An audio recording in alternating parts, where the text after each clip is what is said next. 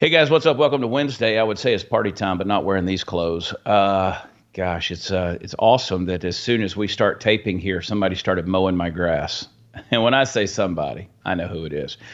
Joe Biden fell down the stairs again. There's absolutely no point in showing that footage. You know what it looks like at this stage in the game. If you're continuing to support that sack of goo, then you need all the prayer you can get. Brandon, George, you guys doing okay there in the studio? Y'all hanging out? Doing all right, powering through, you know. Powering through. Was it an early morning, late night? What happened to you? No. We're just, the high of having Tiffany Gas in the studio last night, It's exhausting. It's all hullabaloo. Well, it was interesting to watch. Of course, Tiffany Gas is the girl who got on the airplane and then summarily got off by saying, "That motherfucking baby ain't not real." And she went crazy viral about whatever it was she saw on the back of the plane. Yep. Alex Stein had her on his program last night where he proposed to her. He did. Bold move. From start to finish, every clip of that I saw from him going out to get her in the lobby of the Blaze Studios and bringing her a rose, to introducing her to the green room, which of course had rose petals all over the floor. He really, we know he needs a simpervention, and he has a real soft spot for blondes and just crazy women. But he really went all out for Tiffany Gas last night. He broke out the Olive Garden. He did a little bit of everything, yeah. And I've never seen a woman consistently act so uncomfortable with every projection of affection that I saw. I mean, she was uncomfortable she's trying to, because you have to go through security to come into the Blaze, and you got to plug all your information in. And so she's trying to get that done, and he's out there playing, The Bachelor or whatever, and then. Yep. Yeah, she was uncomfortable the entire time. Did we ever find out, because I haven't watched the episode yet, did we ever find out what she saw or didn't see on the plane? Anybody know that yet? Allegedly, she didn't see anything. It was a disagreement over, I guess, headphones. Okay. Now, all right. I don't know. I don't know if I buy it, but I get not wanting to be the person who was hallucinating reptilians on the plane, I suppose. Who was having her whatever meltdown that she was having. Yeah. So anyway, good get by Alex. She's a hard person to get a hold of. And I think she's in the Dallas area. I hate that was the one day that I chose to not be in the studio. My girlfriend was actually jealous that I was not there, because I'm pretty sure I could probably get a hall pass on that. I'm not quite sure the fascination that everybody has. She's a beautiful lady. Don't get me wrong. She's a beautiful person, but she was cool. She was fun. She played along. She wasn't overly terrified by the end. But of course, no one knows what they're signing up for when they go on with Alex. Nobody ever knows. I don't know how anybody doesn't do a little proof checking of the Alex Stein show before they agree to go on that show. China is here. This is Red Dawn at this point. We have been invaded, as we've known and we've talked about. They cleaned up the streets of San Francisco. Gavin Newsom gave his non-excuse as to why they did it. They got the homeless off the street, cleaned all the fecal matter up. I mean, it's San Francisco, once a beautiful, great city in America, has become just putrefied. A place where they actually hand out fecal maps so that if you're touring the city, you actually know where not to go. I'm sure there's some neighborhoods that they will not be taking President Xi to visit, to get out and walk around with the locals. So, I don't know what it's all about, other than, I do know what it's all about. Gavin Newsom is the disciple of Xi Jinping. He is reading from the Communist China Manual. It is the People's Republic of California. San Francisco has now become Red China. And if you see the clip of them, Xi Jinping, I don't know, when he got off the airplane, it really pissed me off. He was very happy to be there, very Winnie the Pooh-ish, waving, oh, bother. And then he goes down, he greets Gavin Newsom, who looks like a kid that just found his long-lost father. And I don't know, maybe he's here to export some more oil. He can get it directly off of Gavin's head. But there we are with Xi Jinping. And here's the thing about the whole deal. And actually, go ahead and play. So just so if you haven't seen it, it's disgusting. Play clip number 5. I don't know if you guys know this or not, but if you look, there's Chinese flags everywhere as the dictator's motorcade comes down the street there in San Francisco. Probably the cleanest San Francisco's been in a long time. Nothing but CCP flags, waving proudly. Now, the thing that is noticeably absent is there's not a single American flag, no stars and bars, no Old Glory, no red, white, and blue, anywhere to be seen in that image, nowhere.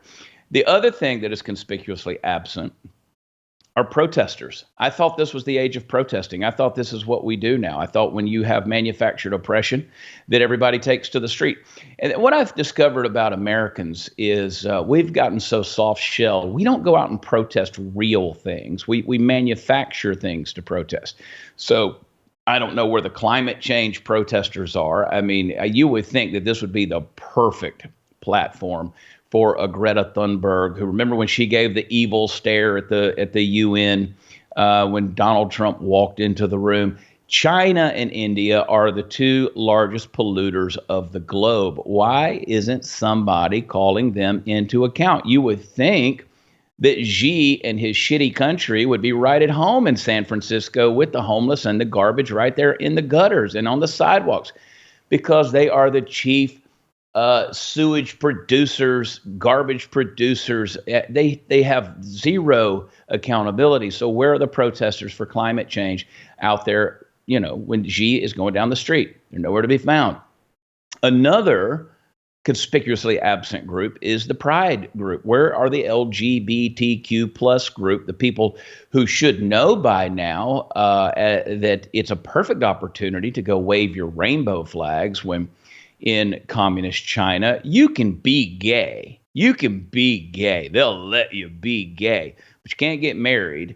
And I mean, it's legal to be gay. Legal to be gay, but it's not legal to get married, not legal to live together. You can't cohabitate. You can't do any of that stuff in public. That's not allowed. That's unacceptable. So where are those protesters? And another group that's wildly absent are the human rights people. Where's my BLM people? Where's my pro-Palestine people? Where are the people out there raising their fists and swinging their banners about how people are being harmed in human rights violations? Because, as you all know, China still enslaves millions upon millions of Uyghur Muslims. Their religion has been taken away from them. They've been forced to assimilate, forced rape, forced sex, forced abortion, forced sterilization. The atrocities are horrible. Those of you out there wearing lipstick today have a Uyghur Muslim to thank for that. Our textiles in America that we utilize, all of those made by Uyghur slaves. I mean, this is a human atrocity. You want to talk about a humanitarian crisis? Where are the protesters? Why isn't AOC out there standing behind one of those fence rails crying her eyes out because of all of the sadness and atrocity that's being done to Uyghur Muslims? I thought we were pro-Muslim now. I thought that was the whole deal. I thought we were supposed to be standing on the side of oppressed, colonized Muslims. Not just colonized, but in China, they're actually enslaved. Where's my protesters? Come on, people. Are we not really going to stand up against actual atrocity, or are we going to sit here and continue to manufacture our oppression in America in the safety and comfort of our first world secure zone? It's disgusting to me to see this stuff. It really is. So I think that, he ought to take Xi over to Bayview around about 10 o'clock tonight, get out of the motorcade, walk around with the locals, hang out, see how that goes, see what happens. You know what? Roll down to Oakland. Head down to Oakland and see what's up. I mean, that ought to be a fun little journey. Give him a little bit of that California Central Coast culture. Yeah. But it is amazing to me, Brandon. I don't know. It's San Francisco, Brandon, surely they could have found one gay person. Probably. I mean, it is ironic that this is the best San Francisco's looked in a decade. Right? I bet it smells. a lot better. Oh, yeah. Can we send him to a few other major cities and see if we can... We found the cure to homelessness. It's the communist dictator coming to visit. And you know where those homeless people probably are. A lot of them are probably put in the hotels, and as as our friend Frank Easterling said on yesterday's show, they probably gave them some drugs, promised them a high, gave them a little money, but they cleaned them out, got them to go wherever they wanted, led them like a carrot on a stick. A lot of them have been probably moved to the hood a little bit, so they'll be back. I mean, I want to follow up on this story in a week, and I want to see some real live footage. Maybe we can pull some street cams from San Francisco and see what's going on. In a week, I want that same street. Brandon, do me a favor, a little homework here. Let's figure out from that footage what street they're on. I'm sure one of our loyal viewers, listeners can send us a message, go to our podcaster offered, give us a rating and review, and in that review, tell us what that intersection was. We could probably figure it out. I haven't looked close enough. But those of you San Franciscans, why don't you tell us where that is? But next week, Brandon, here's what I want to do. I want us to get an image. Let's see if we can get a live footage image of that same street corner, that same intersection. Yeah, I think that would be some telling journalism right there. Just because we all know what we're going to see. You all know what you are going to see. Without a doubt. But I would think that you could find at least one gay person that wants to speak out for LGBTQ rights there in San Francisco. Surely somebody in the leather pants can slip out of the late night discotheque and come down to the street and tell everybody that Xi Jinping is in the wrong for the way he's running China when it comes to gay rights. But no, they won't come out there and do that. No, they are too busy dealing with manufactured oppression here in America. You know why? Because they can get away with it. Oh, it just pisses me off to no end, dude. It absolutely pisses me off to no end. And there's people who say, well, Chad, why don't you go protest? Bitch, that's what I'm doing right now. I mean, I don't know why you think I got dressed up. Look, I even wore a red tie. I'm protesting China. I'm standing in solidarity against China. This is off red right here. That's not communist red. That's off red. Off with the Chinese. Off with the communists. Let's go. Off red. That's my new thing. I'll tell you, listen, we could be deplatformed for saying any of this stuff. And I've already said these things on social media. Follow me on Twitter @WatchChad or X. Follow me on Instagram @WatchChad.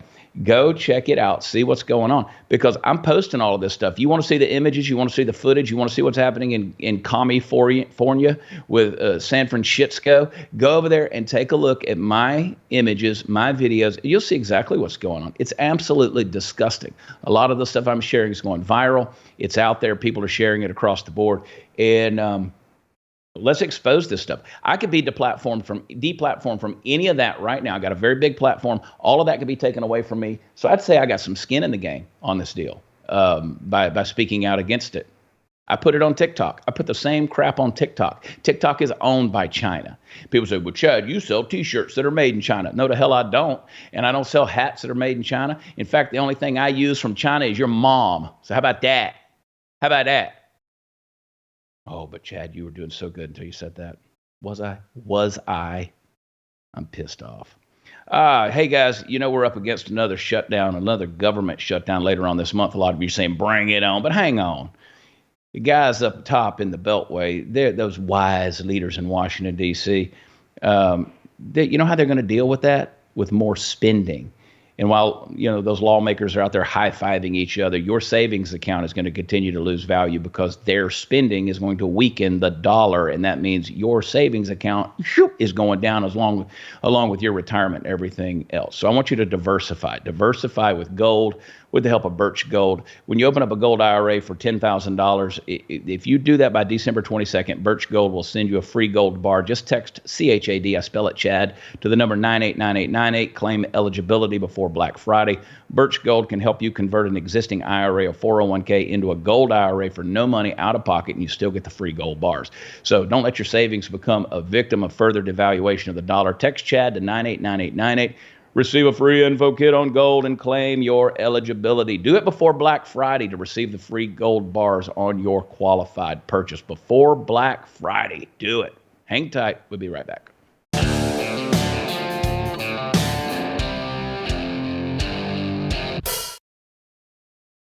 I don't know how anybody wears this crap every day. It's horrible. It's un-American, I'll tell you.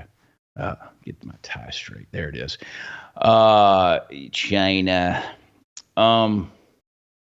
It's concerning, guys. Would you take a look at not only what we allow to happen in this country, but the stuff that we turn a blind eye to? This thing going on with Xi Jinping, and again, there are those with Trump derangement syndrome in my social media comments who love to say, "Well, Trump met with Xi Jinping." Yes, he did. Of course, he has to. The role of the president is to meet with foreign leaders, foreign dignitaries. That is the role. You have to do that. That is foreign diplomacy. That is foreign relations. You have to do those things. But it's different from saying, okay, we're going to meet on neutral ground, or I'm going to go there, or you're going to come here. But it doesn't mean we're going to embrace you as an ally or put our stamp of approval on your ideologies or the things that you believe in. And in essence, turn a blind eye to the atrocities of what you're committing, what your goals are, and what your ambitions seem to be when it comes to our own freedoms. So I've seen people say, well, all those people out there in San Francisco standing on the street, they're just waving. Those are Chinese people waving the Chinese flag. Okay, well, then go back to China. There's a reason why you live in America. You may be a Chinese American, but there's a reason why you live in America and not in China. So stop raising and waving that damn flag.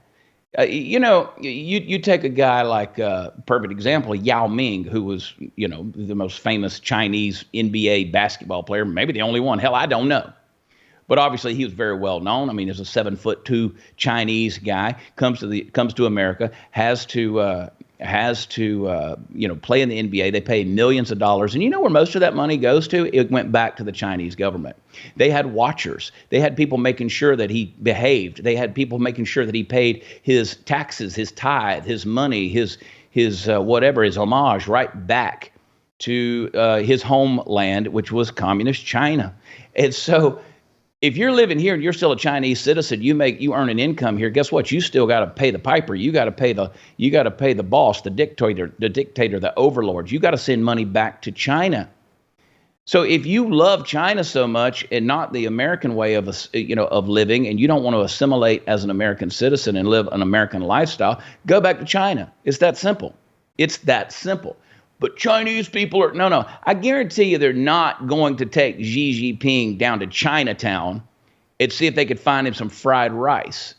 That's not, that again, everybody say, well, that would be racist to do that. Why? Because so much of it is Americanized. So much of it, they're not, and Chinatown is one thing. I mean, it's reasonably authentic in San Francisco's Chinatown. But imagine, I don't think they're going to take him over to the buffet. They're not going to take him to the, happy family across the street from. Oh, I could go off on this thing forever, dude. Pisses me off, Brandon. Pisses me off, dude. I don't know how you guys feel about that deal, but I think if you want to be an American, be an American. That's just the way I feel about that whole deal. All right. Texas A&M, Greg Abbott, the governor of Texas, he ordered state universities to end their diversity statement requirements earlier this year. But there's a new investigation that finds these departments are still hiring based on ideological conformity and racial preferences. For instance, Texas A&M. They've been playing this double game since its extensive commitments to diversity, equity, and inclusion were exposed last year. So on one hand, this is from a Blaze Media article, blaze.com. From the new website, you need to go check out theblaze.com.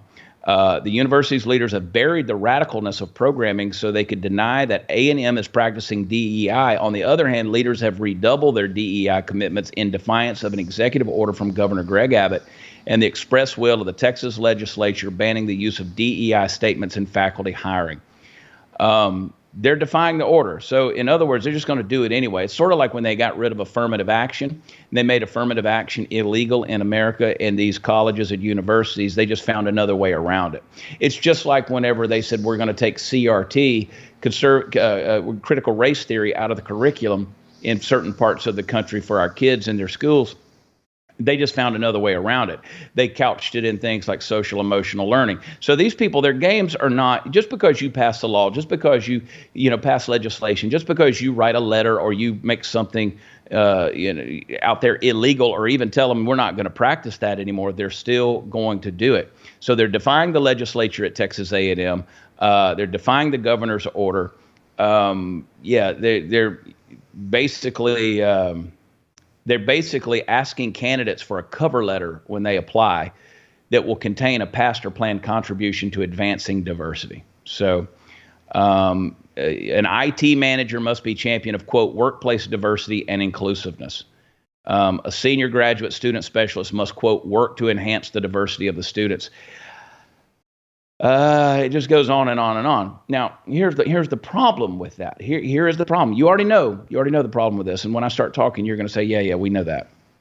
But I want to remind you guys, this is exactly what's going on, for instance, across a lot of professional fields out there with diversity hires. If your main focus is diversity candidates, you don't care about excellence in the job, in the workplace, in the world of education. You're not caring about pursuing truth. You're just about looking diverse, and it becomes a joke. So now you are producing mediocrity. You're producing subpar performance. You don't have the results that you need to have. Science is no longer science. Math is no longer math. The pilot can no longer fly the plane. People can't even get your damn order straight at McDonald's because, again, they hired you on the basis of something that had literally nothing to do with the elements of the job.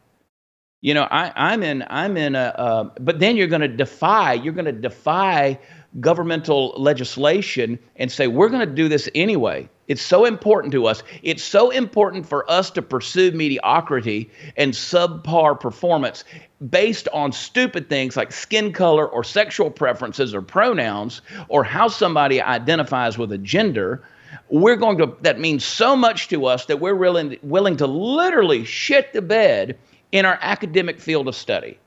We don't care. I mean, imagine obtaining a discipline.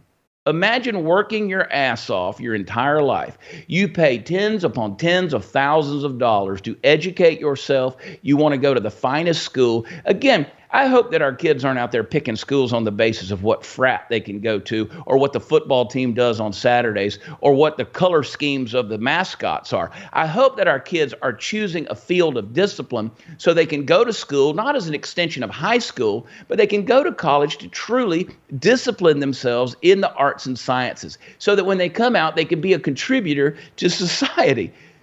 But they're not doing that. And our schools are not encouraging that. Well, let's make sure that we're diverse. Well, what does diverse get me? What does diverse get? Because let me tell you something. We had Frank Easterling on yesterday. Frank was in the Army. Frank was a Marine. Frank was in the desert out there diffusing bombs for our military. Now, Frank is a black man. They did not pick Frank on the basis of his skin color to go out there and defuse bombs. They didn't give a damn about the diversity hire. They didn't care. They wanted to know, was he smart enough? Was he capable enough? Was he bold and brave enough? Courageous enough? And had the wherewithal to act under pressure to go out there and cut the right freaking wire.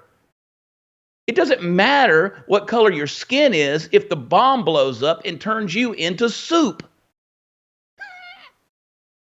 But but it's okay. It's okay because we don't take education seriously in this country anymore.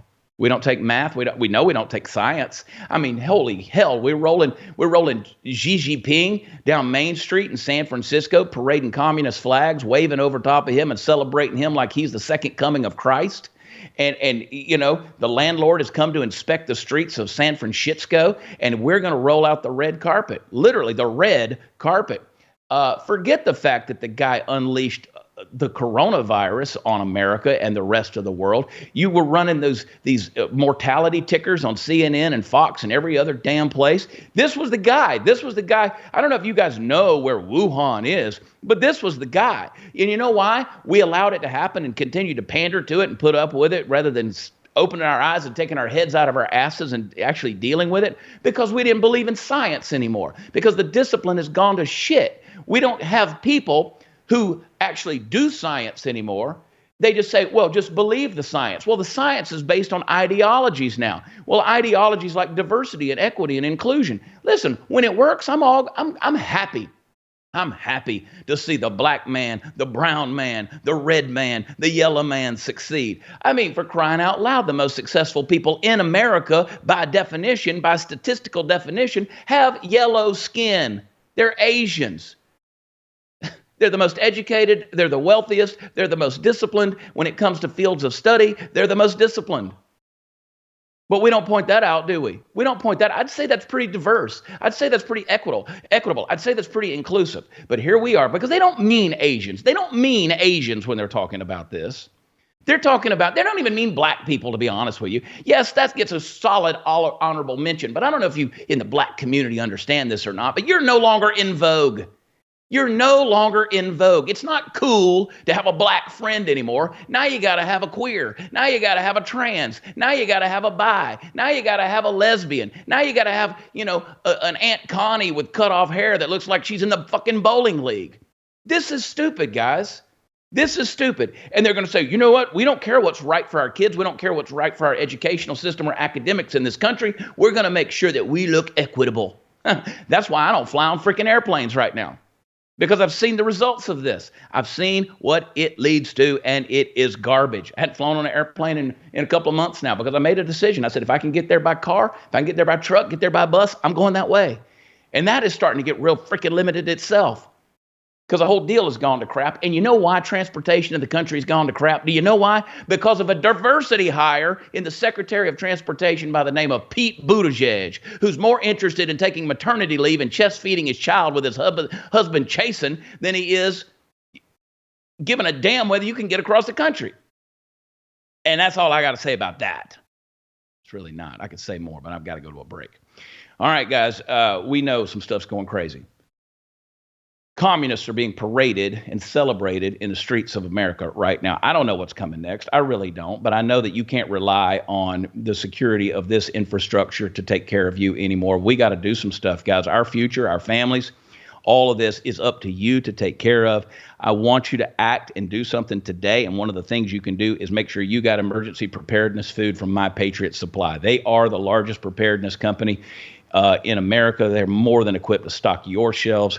Get their best-selling 3-month emergency food kit, which provides delicious breakfast, lunches, dinners that last up to 25 years in storage. The kits provide over 2,000 calories a day. Breakfast, lunch, dinner, add water, heat, and eat, and it's delicious. Make sure you got a kit for every member of your family. Get the 3-month food kit from My Patriot Supply.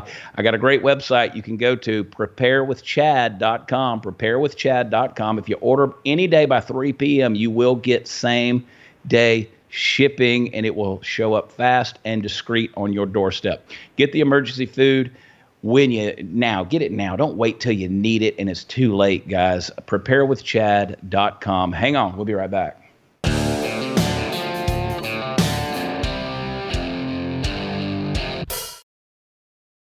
All right, guys, I don't know about you, but every morning I get up and I want to see what Nancy Pelosi and Chuck Schumer had to say. Ooh, I just live based on their opinion of things. It's like going to the oracle, going to the mystic, coming to the mountain and finding that guru who can tell you about life. Here's what Chuck Schumer had to say on the January 7th Israel attack. Play clip number 1.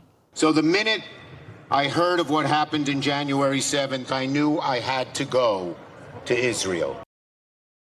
Yeah, he had to go.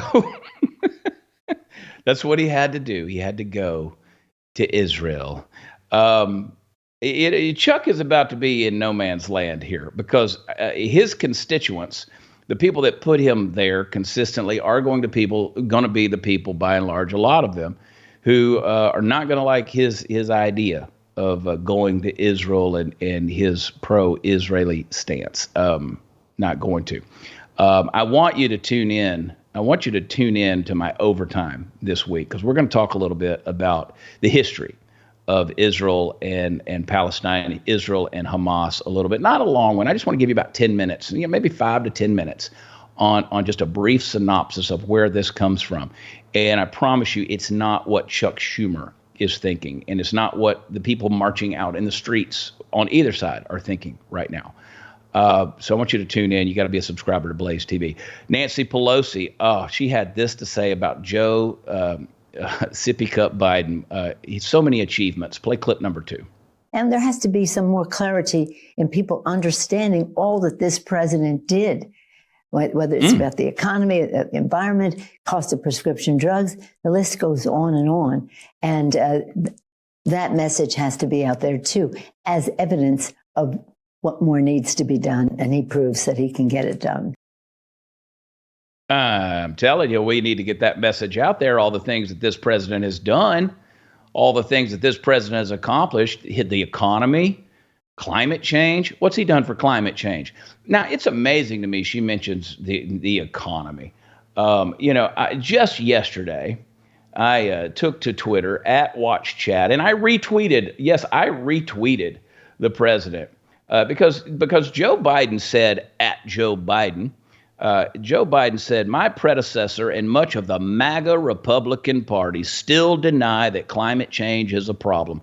Anyone who willfully denies the impact of climate change is condemning the American people to a very dangerous future. My response to the president was this, and when I retweeted it, I had this quote. I said, with inflation at record highs, illegal immigration out of control, all-time high numbers of violent crimes, and a war going on, Joe thinks the best thing to do is to worry about what he thinks the temperature might be in 10,000 years. Now, again, that's with my tongue in cheek, but I think you can understand the point with humor that I'm trying to get across to you.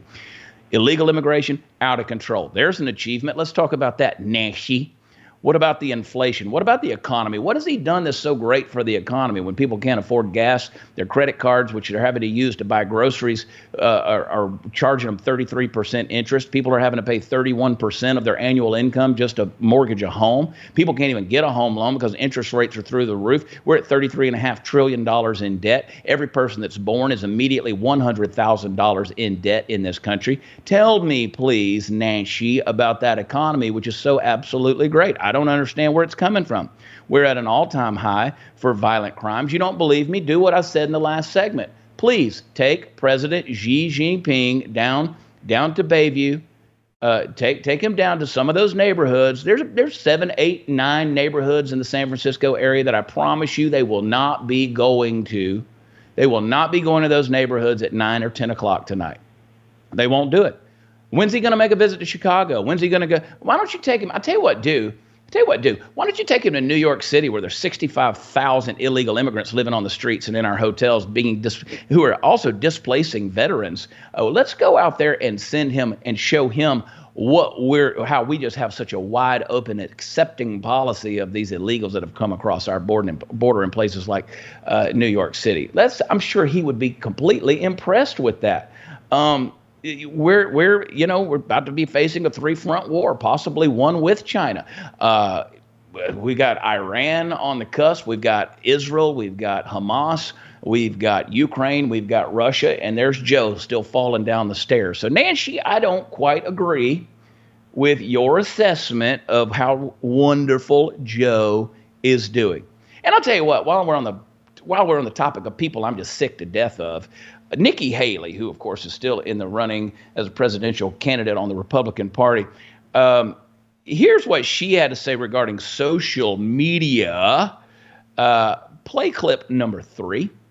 When I get into office, the first thing we have to do, social media accounts, social media companies, they have to show America their algorithms. Let us see why they're pushing what they're pushing. The second thing is every person on social media should be verified by their name. That's, first of all, it's a national security threat. When you do that, all of a sudden people have to stand by what they say, and it gets rid of the Russian bots, the Iranian bots, and the Chinese bots. And then you're going to get some civility when people know their name is next to what they say. Accountability. And they know their pastor and their family members going to see it. It's going to help our kids, and it's going to help our country. Now, while I am a fan of the idea of knowing that when I'm talking to something or someone online, that it is an actual human being, and I am sick to death of the trolls who operate under a fake name and some kind of made-up pseudonym or a fake avatar picture, this is a slippery slope. You got to be careful with this because, again, how far does this go down that rabbit hole of starting to determine who's real and who's not and what accounts should be verified? So that's a very careful thing, because let me just tell you, most people aren't going to go with that. They're not going to go that route. And if you don't think in this age of AI they can't find a way around that, it's a slippery deal. But go ahead. Let's finish up that. Play clip number 4, guys. They need to verify every single person on their outlet and I want it by name. Because what about Smug? Does he qualify? I've provided them with my government. If Smug is on your driver's license, then, and look, you can put Smug in parentheses, but I want everybody's name. Yeah. So a perfect example right there, because I don't think 50 Cent is going to like that. I don't think Common is going to like that. I don't think Eminem is going to like that. Is Cher going to do it? Again, Madonna, Oprah. You see where I'm going with that. After a little while, people they're not gonna go with that route. But again, I would love to clean up the internet. That would be fantastic. I just don't think it's gonna happen. Let's talk. Can we please talk about not the people who are online as much as let's talk about the people who are in our country, Nikki, the people who shouldn't be here, the people who are voting without an ID, the people who are voting without registering, the people who are voting who aren't even alive anymore. Can we talk about identifying those people before we worry about the internet trolls? Could we worry about the people who are in New York City, in Chicago, around this country, who are living here without permission, without true asylum, without a legal entry into this country? Let's talk about that. But no, let's worry about who's trolling who on Facebook. Oh, guys, Hollywood is lacking when it comes to stories of redemption. We know that, and I want to introduce you to an opportunity to see and own the movie The Blind, which is the true story of the Robertson family. You guys know Phil Robertson. He's our buddy. He's a host here on The Blaze, and he's just an incredible man. Great family. You guys got to know many of them through the Duck Dynasty series, but there's so much more to that story. It's a story of redemption, a story of a man who made a mess of his life, made a mess of his family, but found redemption through it all, and just an incredible journey in the life of Phil Robertson. It's an intimate look into who he is and what he came from, and I want you guys to own it and be able to share it with others who may be struggling in much the same way. You can own it through The Blaze. You can go to blazetv.com/theblind. You can get it for $19.99. That's blazetv.com/theblind. Hang tight. We'll be right back.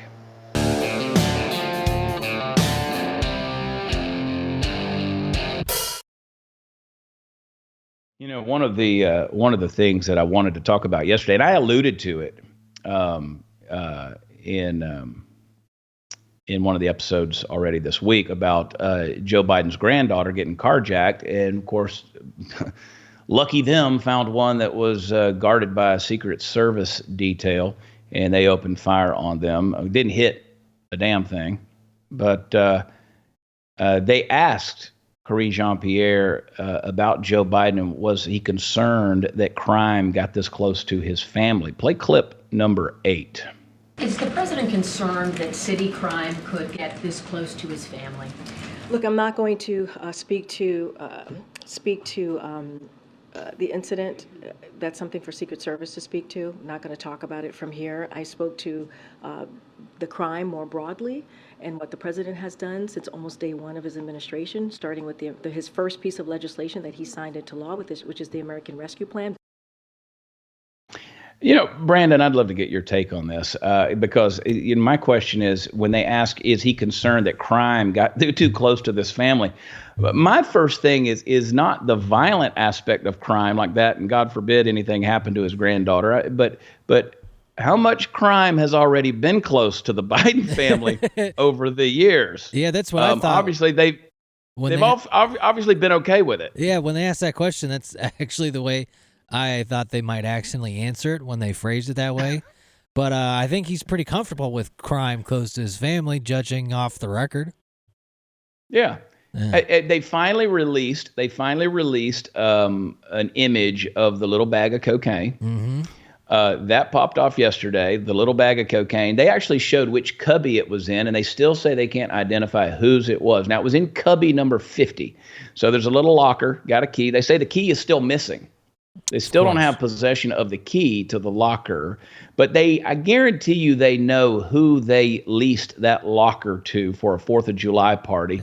They have a name on record of who they gave the key to, because I don't know. I mean, when I go to the library to check out a book, historically, they like to know who they're giving their book to.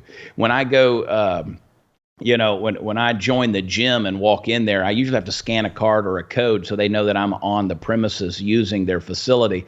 I would say the White House probably has a clue who was in cubby number 50. And they showed the little baggie of cocaine. You know what it looked like? It looked like a little baggie of cocaine. I mean, that's real investigative research right there. They showed. Now, again, they can.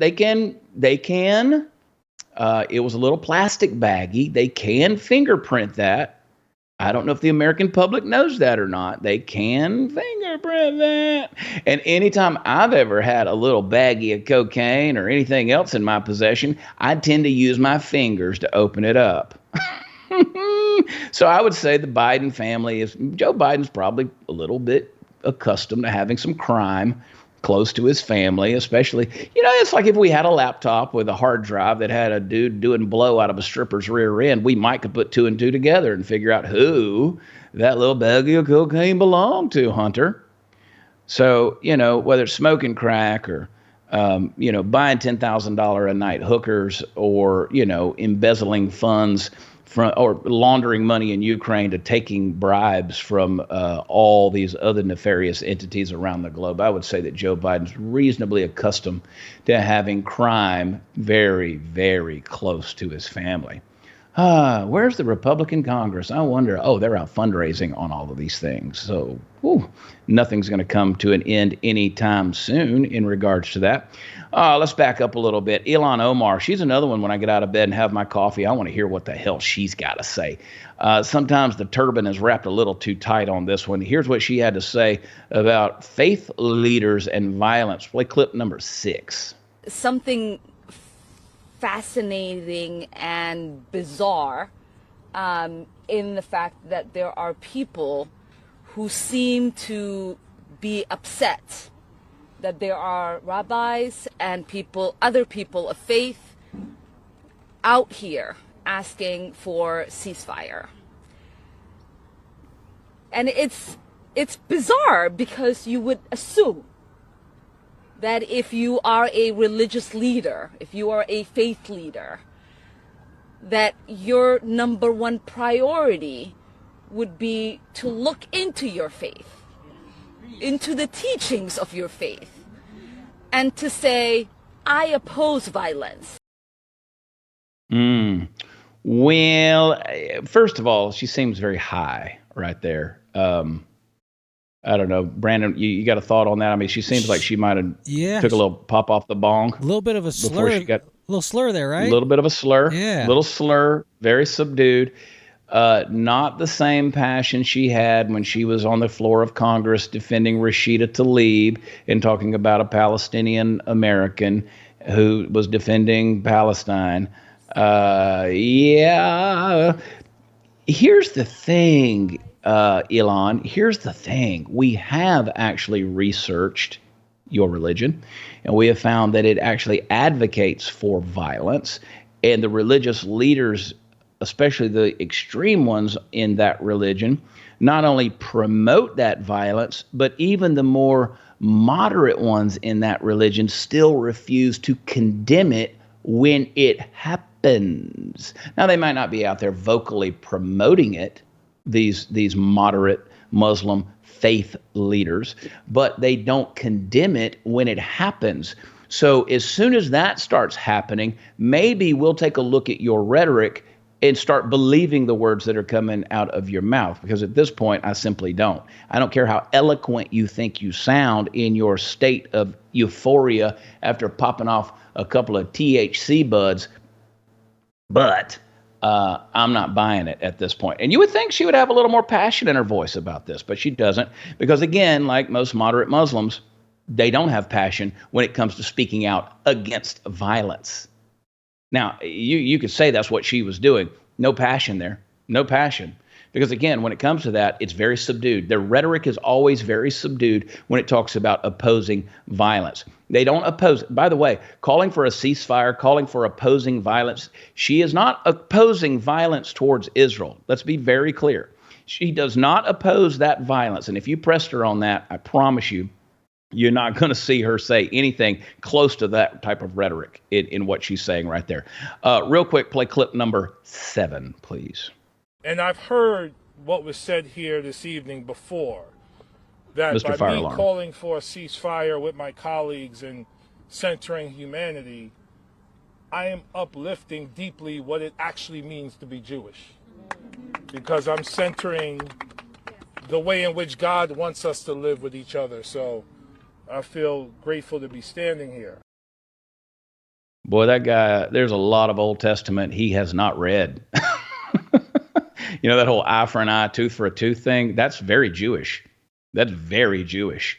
You know, thou shalt not murder, which is, of course, a commandment. Thou shalt not kill, the actual Hebrew word, thou shalt not murder. That's in there. But again, we're not talking about murder. We're talking about vengeance. We're talking about war. We're talking about retaliation.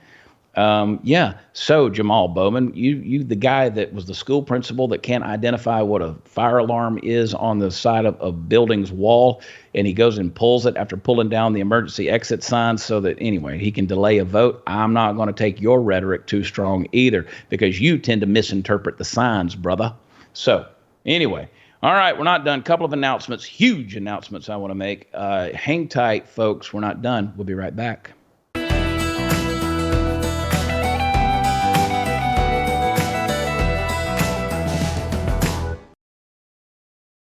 All right, guys, thanks for joining the show. And I tell you, check us out tomorrow night. I'm going to rant and rave some more on Thursday, maybe get off the rails a little bit. We'll see. But, you know, guys, we're living in a crazy world. I don't know what's happening anymore in terms of this place we call America. There seems to be no more pride. There seems to be no more, national, just fervor for being who we are as American people. We do have an American culture. There is an American culture that people are supposed to come to this country, be a part of, and assimilate and embrace, but it's not happening anymore. And now we're actually apologizing for it. We're pandering to others. We're denying it. We're hiding it. We're trying to put our patriotism in the closet, put it in the dark. We don't want the light shined on it anymore. We got something to be proud of here in this country. We really do. We've accomplished a lot. It's the greatest idea that's ever existed in human existence. And this country, I believe, is the greatest country that's ever been in the history of humanity. So I'm not going to apologize for it. I'm very thankful for it. I'm going to continue to defend it. And you can call me hate-filled, or you can use whatever rhetoric you want to use to call me all the names you want to call me. But I'm telling you, I'm proud to be an American. I'm proud of who we are historically. I'm not excited about this government. I'm not excited about where we're headed as an ideology. And because we're taking our absolutes and we are betraying them with people's feelings. And there's no more common sense in that, none whatsoever. And our founding fathers should be disappointed. Hey, tomorrow night I'm in Tomball, Texas at District 249, then Saturday night in Marble Falls. Tons of dates coming up. WatchChad.com. It's where all the fun stuff is. Come hang out with me. Check it out. And chatonblaze.com. We got a surprise for you there. We'll see you tomorrow. Love you. God bless you. Bye.